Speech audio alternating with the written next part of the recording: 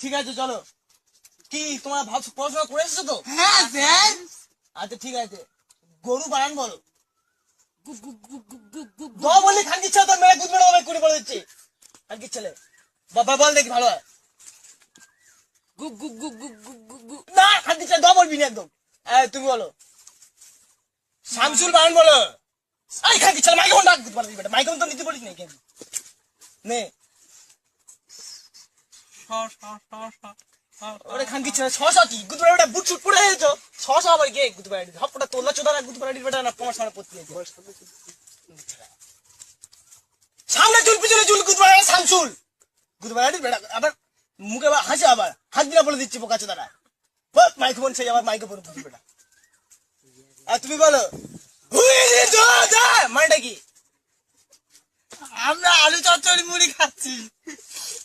কি